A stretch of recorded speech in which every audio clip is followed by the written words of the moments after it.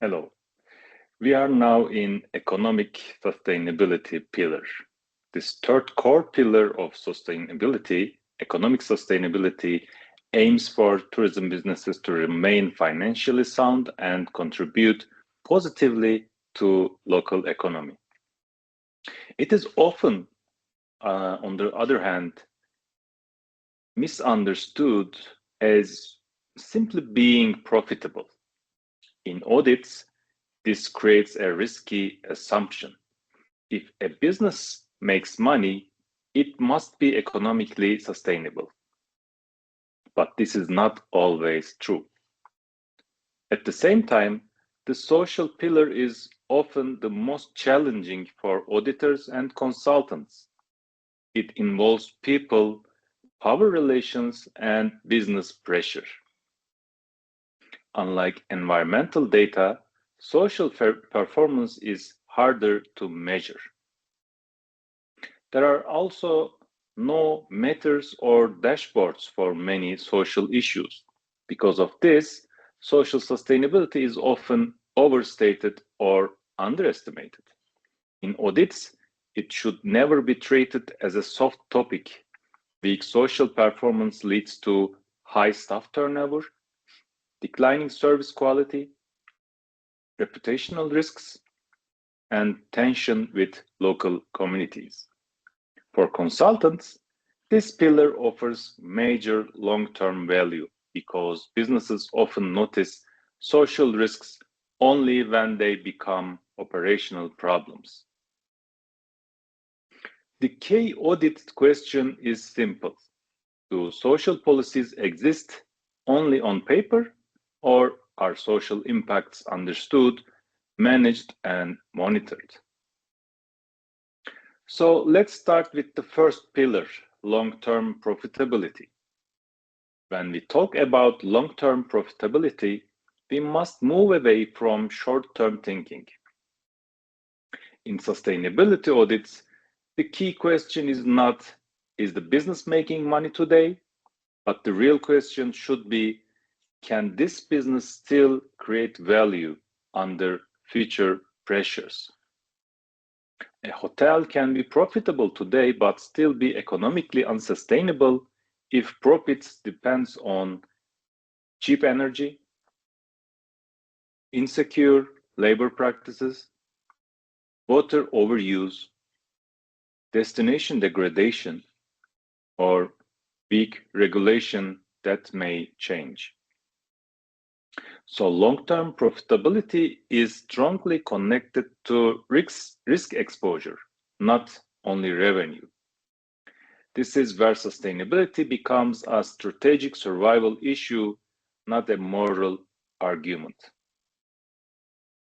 Long-term profitability means the business can absorb cost shocks, energy, water, and labor shocks, operate under stricter regulations, protect the destination it depends on, and avoid constant crisis-driven cost cutting.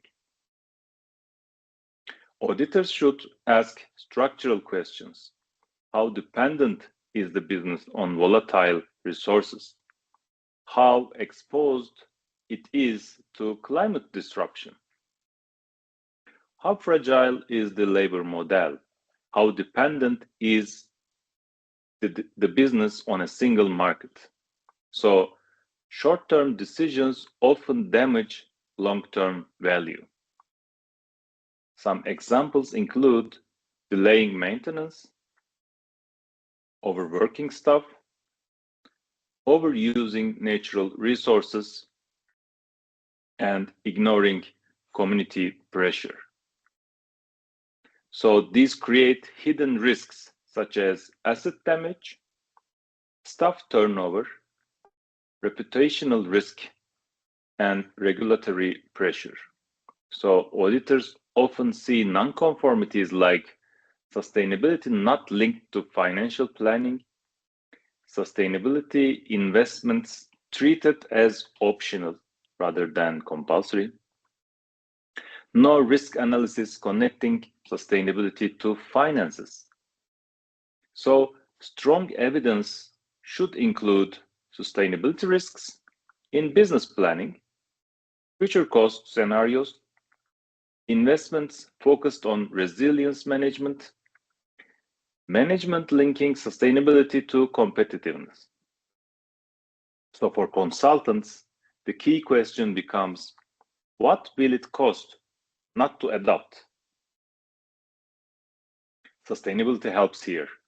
Reduce cost volatility, protect assets, stabilize workforce, preserve destination attractiveness.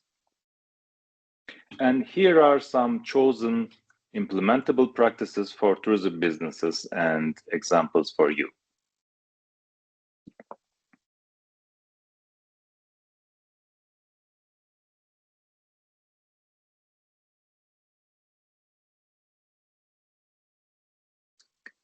Here's a destination level example. Iceland. Iceland manages tourism using the idea of carrying capacity, which is a key concept for sustainable destination management. This country limits visitor density, applies paid access to natural areas, and focuses on increasing spending per visitor instead of increasing visitor numbers. This approach helps protect the environment while also securing tourism income in the long term. It shows that economic sustainability can be achieved by managing growth, not only increasing volume. Second pillar that I want to focus on is cost efficiency. Cost of efficiency is often called the easy win of sustainability, but it is also one of the most misleading areas. Almost every tourism business says sustainability reduces costs, but in many cases, this is not assumed, not proven. Cost efficiency is not about having LED lights or low flow taps. It is about managing resource use as a cost driver. So real cost efficiency requires measurement, comparison, data-based decisions. So auditors should look for trends in energy, water and material use, cost per room or per guest indicators, evidence that data is reviewed and used in decisions, clear links between environmental actions and financial results. If cost efficiency is not measured, it cannot be managed. Many businesses assume environmental actions automatically save money, but real savings depend on proper installation and maintenance of fixtures, staff behavior, and discipline, continuous monitoring, adapting to occupancy and seasonality, peak seasons. So therefore, most commonly seen audit gaps include that there is no baseline data, savings not quantified, utility data collected but not analyzed, cost claims not linked to invoices or records. Energy efficiency is often focused on equipment, but behavior and operations are equally important. Water efficiency is also underestimated. Water has hidden costs through energy use and scarcity risk. Waste is not only an environmental issue, it is a cost control issue. Food waste and overpurchasing directly increase expenses. So cost efficiency systems often fail during peak season when controls weaken. Strong evidence includes consumption and cost trends, realistic targets, management reviews, and clear financial links. The key message here is simple. Cost efficiency is not about doing a few green actions. It is about running the business differently. And here are some implementable practices.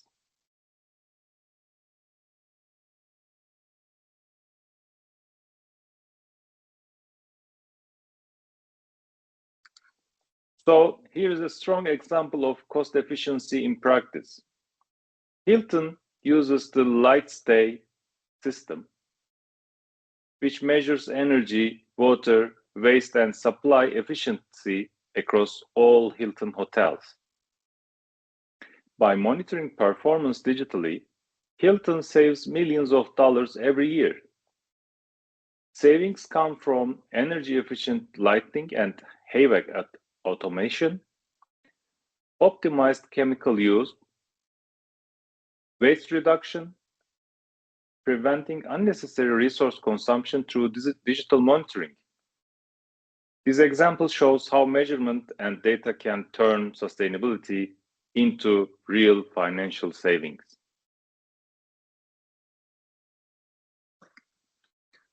So, employment and labor market development, which is the third pillar of economic sustainability. Employment in tourism is often discussed in very general terms, like job creation or local employment. But in sustainability, the key question is not how many jobs exist, it is what kind of jobs are created. So, not the quantity, but quality. So, auditors should ask, is this business creating stable and skilled employment or seasonal, low skilled, high turnover jobs? Employment is not only a social issue, it is also an economic sustainability issue. Businesses that rely on unstable labor force, they face staff shortages, high training costs, inconsistent service, and reputational risks. Hiring local people is positive, but local employment alone is not sufficient. Auditors should check, therefore, skilled versus unskilled roles, retention rates, career development opportunities, and dependence on external managers. Training is often confused with real skill development. One-off training does not create a strong workforce. Businesses should build career pathways and long-term competencies. Tourism markets are changing very quickly. So new trends like ecotourism and digital services require new skills. Auditors should check whether businesses prepare staff for future needs. Seasonality is a major challenge here. Sustainable businesses try to multi-skill staff, extend the tourism season, retain core teams, and cooperate with local employers. So, strong evidence includes skill mapping, training linked to business strategy, promotion and retention data, partnerships with education providers, and other evidences. So the key message is simple. Employment sustainability is not about jobs today. It is about the tourism workforce of tomorrow.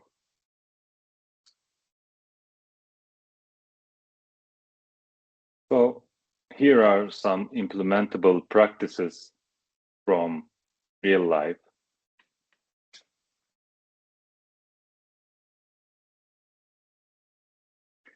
And here's a strong national example. Costa Rica is widely seen as a leading model for community-based tourism. But the country supports local employment through local guiding, certification programs, entrepreneurship training for women and youth, incentives for community tourism businesses, policies encouraging local employment in ecotourism. This approach helps integrate local people into the tourism workforce and supports long-term economic sustainability. Our fourth pillar in economic sustainability is new market development. New market development is where many sustainability claims break down. Almost every tourism business says sustainability gives a competitive advantage, but very few can prove it creates real demand or revenue. For auditors, this is not about marketing language. It is about checking whether sustainability is a real market strategy. Sustainability becomes a competitive advantage only when it changes who the business targets, what it offers, how it communicates and sells. Auditors should look for evidence that the business identifies sustainability-oriented market segments, designs products for those segments, adjusts communication and pricing, and uses certification strategically. So there is also a myth about the sustainable tourist. This group is not large or uniform. Demand is very fragmented and skeptical. Claims of market benefits must be supported by evidence such as booking data, guest surveys, repeat visits, partnerships with sustainable tour operators, and so on. So certification is valuable mainly as a market access tool, not a trophy. Auditors should check whether certification is used in contracts and partnerships, not only on websites. Many businesses talk about sustainability but do not change their products.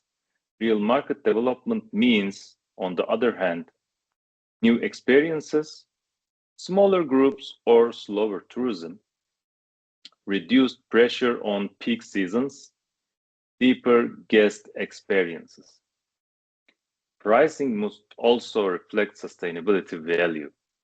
Claims of increased market share without evidence should be treated carefully. This is also a high greenwashing risk area where marketing can exceed reality. Strong evidence includes market segmentation analysis, new sustainability-based products, partnerships and sales linked to certification, and guest feedback about sustainability. The key message we deliver is simple. Sustainability becomes a competitive advantage only when it changes market behavior. And here are some implementable practices about new market development.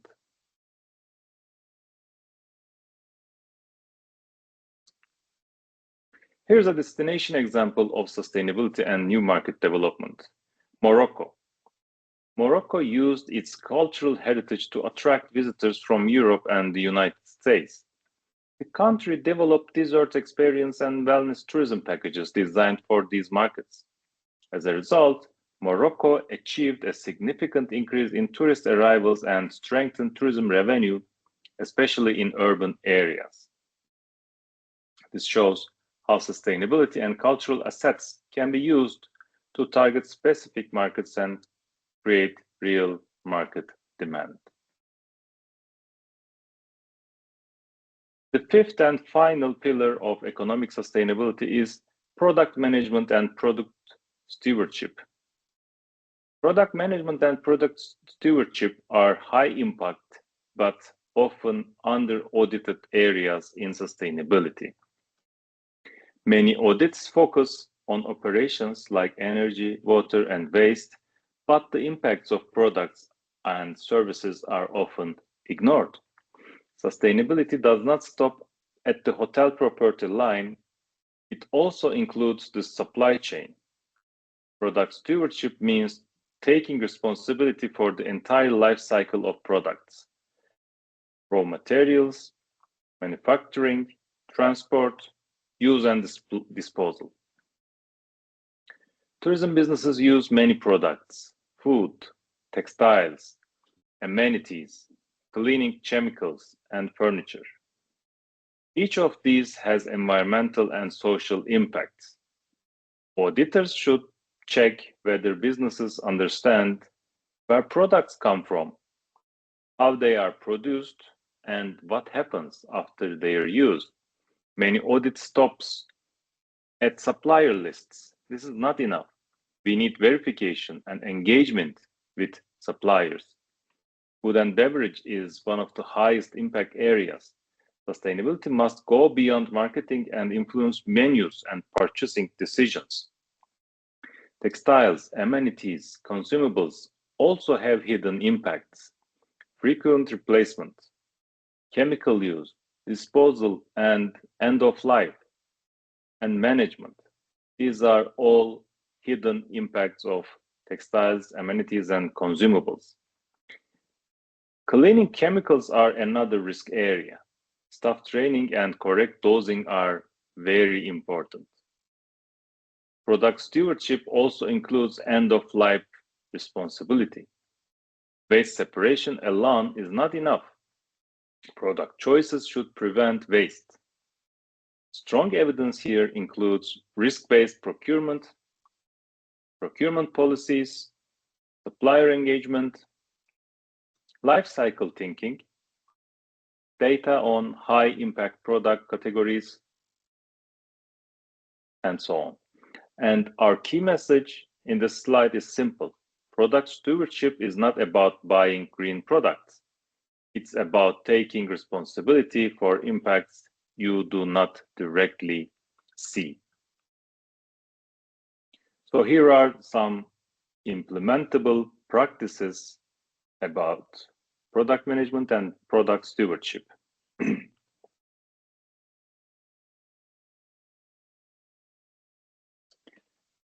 And our final example, the destination example from France.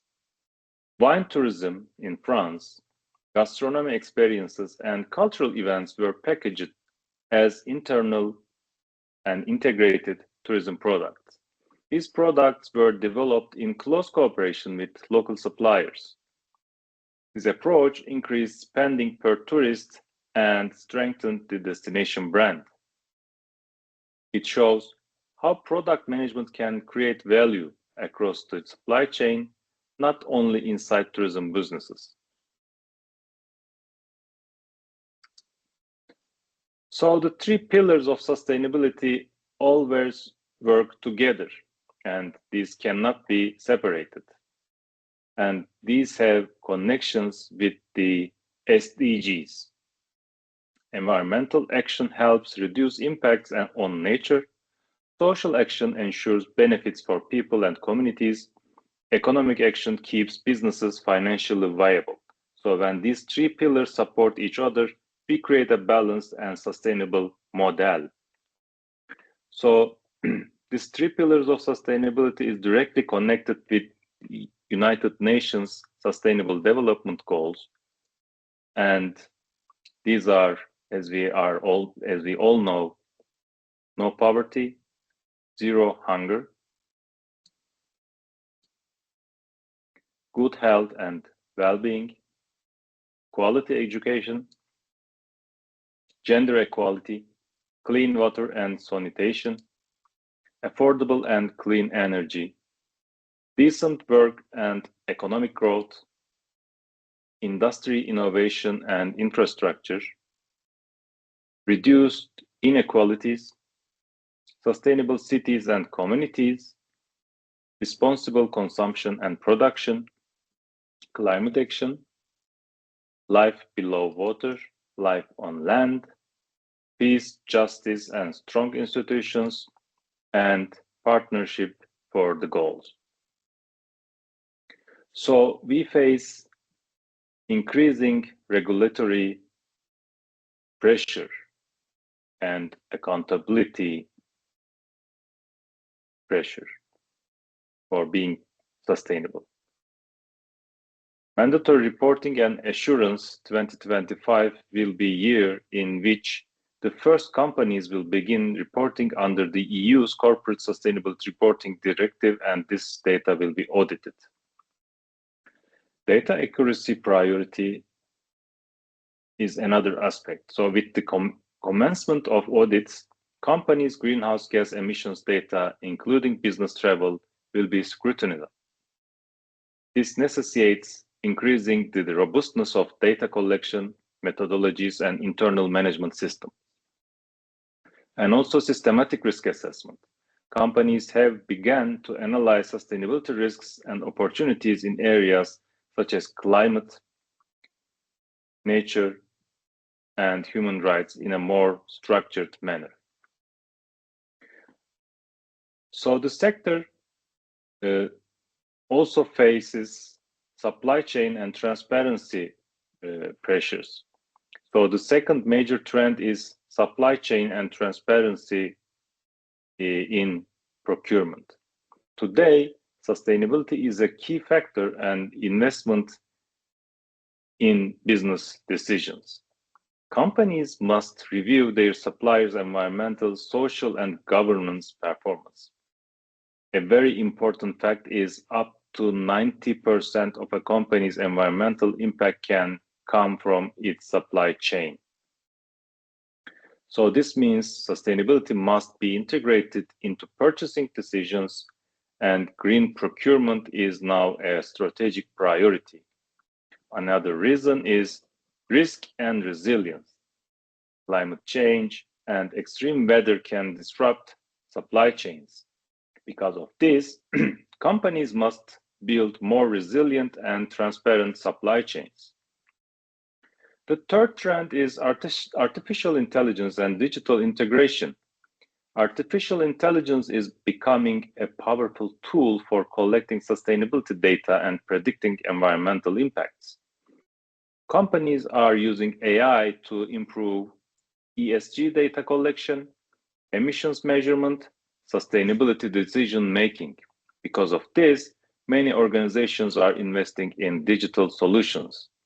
These technologies support supply chain transparency, emissions tracking, and vocational education and training processes. Technology is becoming a key enabler of modern sustainability management. The fourth trend is about trust and expanding sustainability scope. Because of strong criticism of greenwashing, many companies are becoming more cautious in communication. This is called greenwashing. This makes verified certifications and evidence more important than ever. Another important shift is toward nature-positive strategies. Companies are not only reducing carbon emissions, but also working to protect and restore biodiversity. We also see a move toward action-focused sustainability. Instead of big promises, companies now focus on real implementation. Even business travel is being questioned. When is travel really necessary? Sustainability is moving from promises to proof and action.